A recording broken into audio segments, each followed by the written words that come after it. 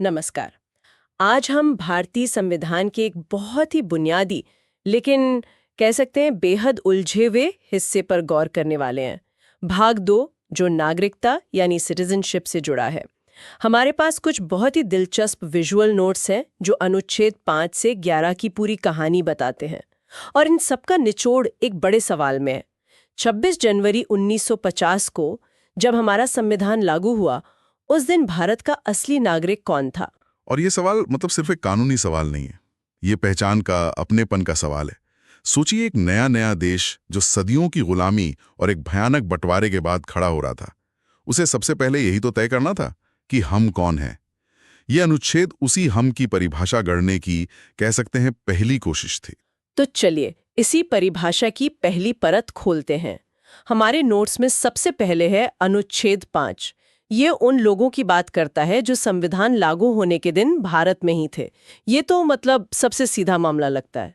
हाँ, ये नींव है। देखिए, अनुच्छेद 5 ने कहा कि नागरिक बनने के लिए पहली और सबसे जरूरी शर्त है अधिवास यानी डोमिसाइल। इसका मतलब सिर्फ ये नहीं कि आपका पता भारत का है, इसका गहरा मतलब था आपका इरादा। आपका इरादा भारत को ही अपना स्थायी घर बनाने का है। आप यहीं जीना और कह लीजिए यहीं मरना चाहते हैं। ये इरादा वाली बात थोड़ी थोड़ी धुंधली सी लगती है। मतलब कोई अपना इरादा साबित कैसे करेगा? क्या ये सिर्फ कह देने भर से हो जाता? बहुत अच्छा सवाल है। और इसी धुंधलेपन को साफ करने के लिए संविधान ने इसके साथ 3 ठोस शर्तें भी जोड़ दी, जिनमें से किसी एक को पूरा करना जरूरी था। पहली, कि आपका जन्म भारत की धरती पर हुआ हो। दूसरी, आपके माता या पिता में से किसी एक का जन्म यहां हुआ हो। या फिर तीसरी, अगर ये दोनों लागू नहीं होते तो आप संविधान लागू होने से ठीक पहले कम से कम 5 साल से भारत में रह रहे हों। अच्छा, तो अधिवास यानी इरादा और उसके साथ जन्म या फिर लंबे निवास का एक पक्का सबूत। एक तरह से ये उन लोगों के लिए था जिनकी जड़ें पहले से ही इस मिट्टी में थीं। बिल्कुल, ये नागरिकता की एक स्थिर, एक शांत परिभाषा थी उन लोगों के लिए जिनकी जिंदगी में कोई बड़ी उथल-पुथल नहीं हुई थी। लेकिन हम सब जानते हैं, उस दौर में ज्यादातर लोगों की जिंदगी शांत नहीं थी। और यहीं से कहानी बहुत ज्यादा जटिल और सच कहूं तो दर्दनाक हो जाती है, क्योंकि अब हम बात करेंगे बंटवारे की। अनुच्छेद 6 ये उन लाखों लोगों के बारे में है जो पाकिस्तान से उजड़कर भारत आए थे। यहाँ तो सब कुछ उलट-पुलट गया था। हाँ, जरा उस मंजर की कल्पना कीजिए। सरहदें खिंच गई हैं, दंगे हो रहे हैं, लाखों लोग अपना घर बाड़ छोड़कर एक अनजाने भविष्य की तरफ चल पड़े हैं। ऐसे में कानून कैसे बनाया जाए? संविधान निर्माताओं के सामने ये एक बहुत बड़ी मानवीय चुनौती थी। तो उन्होंने इसे कैसे सुलझाया? नोट्स में एक कट ऑफ तारीख का जिक्र है, 19 जुलाई 1948। इसे एक टोल बैरियर की तरह दिखाया गया है। ये तारीख ही क्यों? मतलब आज़ादी तो 15 अगस्त 1947 को मिली थी। बीच में से ये तारीख कहाँ से आई? ये तारीख यूं ही नहीं चुनी गई। देखिए, इसी दिन भारत और पाकिस्तान ने मिलकर परमिट सिस्टम लागू किया था। बंटवारे के शुरुआती महीनों में लोगों की आवाजाही पर कोई रोक-टोक नहीं थी, जिससे बहुत ज्यादा अराजकता फैल गई थी। तो इस परमिट सिस्टम का मकसद था कि अब जो भी आएगा जाएगा वो कानूनी तरीके से आएगा जाएगा। संविधान ने इसी तारीख को एक लकीर की तरह इस्तेमाल किया। अच्छा, तो इस तारीख ने लोगों को 2 हिस्सों में बांट दिया। जो इससे पहले आ गए उनका क्या हुआ? जो लोग 19 जुलाई 1948 से पहले पाकिस्तान से भारत आ गए और जिनके माता-पिता या दादा-दादी अविभाजित भारत में पैदा हुए थे, उन्हें सीधे सीधे भारत का नागरिक मान लिया गया।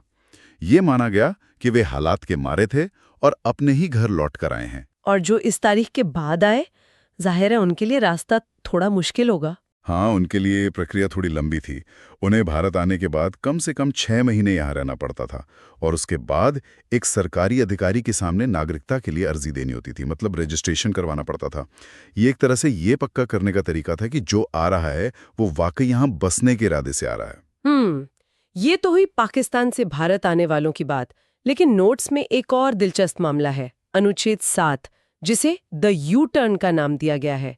ये उन लोगों के बारे में है जो पहले भारत से पाकिस्तान गए, लेकिन फिर उनका मन बदल गया और वो वापस भारत आना चाहते थे। और ये संख्या भी छोटी नहीं थी। बंटवारे का वो दौर इतना भ्रम और डर से भरा था कि कई मुस्लिम परिवार सुरक्षा के लिए या बेहतर भविष्य की उम्मीद में पाकिस्तान चले गए। लेकिन वहां पहुंचकर उन्हें एहसास हुआ कि उनकी जगह, उनकी संस्कृति, उनकी जमीन तो पीछे छूट गई है। तो क्या उनके लिए वापसी के दरवाजे बंद कर दिए गए थे? शुरुआत में तो नियम बहुत सख्त था। अनुच्छेद 7 ने साफ कहा कि अगर कोई व्यक्ति 1 मार्च 1947 के बाद भारत छोड़कर पाकिस्तान चला गया है तो उसकी भारतीय नागरिकता खत्म समझी जाएगी। एक तरह से ये कहा गया कि आपने अपना चुनाव कर लिया है।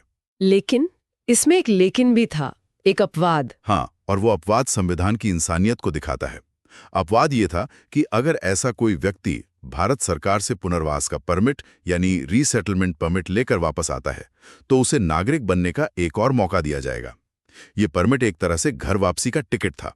और वापस आने के बाद की शर्तें? शर्तें वही थी जो अनुच्छेद 6 के तहत 19 जुलाई 1948 के बाद आने वालों पर लागू होती थी, यानी कम से कम 6 महीने भारत में रहिए और फिर नागरिकता के लिए रजिस्ट्रेशन करवाइए। ये उस दौर की जटिलताओं को स्वीकार करने जैसा था। संविधान ये मान रहा था कि लोगों ने डर में गलत फैसले लिए हो सकते हैं और उन्हें सुधारने का एक मौका मिलना चाहिए। तो हमने भारत में रहने वालों की बात कर ली और पाकिस्तान से आने जाने वालों की भी।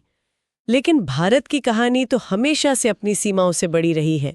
दुनिया भर में लाखों भारतीय बसे हुए थे जिनके पूर्वज गिरमटिया मजदूर बनकर या व्यापार करने गए थे। संविधान ने उनके बारे में क्या सोचा? ये एक बहुत दूरदर्शी सोच थी। अनुच्छेद 8 उन्हीं पर्सन्स ऑफ इंडियन ओरिजिन यानी PIOs के लिए बनाया गया था। संविधान निर्माताओं ने ये माना कि भारत सिर्फ एक जमीन का टुकड़ा नहीं है, बल्कि एक विचार है, एक विरासत है, जो दुनिया भर में फैले अपने लोगों से जुड़ी है। तो उनके लिए नागरिक बनने की पात्रता क्या थी? जाहिर है वो भारत में रह तो नहीं रहे थे। उनके लिए शर्त वंश पर आधारित थी। अगर वो व्यक्ति खुद या उसके माता पिता या दादा दादी में से कोई भी भारत शासन अधिनियम 1935 में परिभाषित अविभाजित भारत में पैदा हुआ हो तो वो नागरिकता का हकदार था। तो बहुत मुश्किल रही होगी। मान लीजिए कोई फीजी में गन्ने के खेत में काम करने वाला मजदूर है, हाँ। जिसके दादा दादी यहाँ से गए थे, वो भारत का नागरिक कैसे बनता? यही तो इसकी खूबसूरती थी। प्रक्रिया को जानबूझकर बहुत सरल रखा गया था। उन्हें बस अपने देश में जो भारतीय दूतावास या कॉन्सुलेट है वहां जाना था और खुद को एक भारतीय नागरिक के तौर पर रजिस्टर करवाना था। कोई लंबी चौड़ी कागजी कार्रवाई नहीं, एक भावनात्मक जुड़ाव था जिसे कानूनी रूप दिया गया। और हमारे नोट्स में एक बहुत दिलचस्प बात लिखी है कि ये आधुनिक OCI कार्ड की नींव है। 100% ओवरसीज सिटीजनशिप ऑफ इंडिया यानी OCI का जो कॉन्सेप्ट आज हम देखते हैं उसका बीज इसी अनुच्छेद 8 में था। ये सोच कि आप दुनिया में कहीं भी रहें, अगर आपकी जड़ें भारत से हैं तो भारत से आपका रिश्ता हमेशा बना रहेगा। अब आते हैं एक ऐसे अनुच्छेद पर जो आज भी बहुत बहस का विषय रहता है, अनुच्छेद 9 और एकल नागरिकता का सिद्धांत। नोट्स में एक टूटा हुआ वोटर ID और एक विदेशी पासपोर्ट का चित्र है और लिखा है एक समय में केवल एक देश के प्रति निष्ठा। ये तो बहुत सख्त नियम लगता है। और ये एक बहुत सोचा समझा और सचेत निर्णय था। अनुच्छेद 9 कहता है कि अगर कोई भारतीय नागरिक अपनी मर्जी से किसी और देश की नागरिकता ले लेता है तो उसकी भारतीय नागरिकता उसी पल खत्म हो जाएगी। No ifs no buts. लेकिन ये फैसला लेना इतना आसान तो नहीं रहा होगा।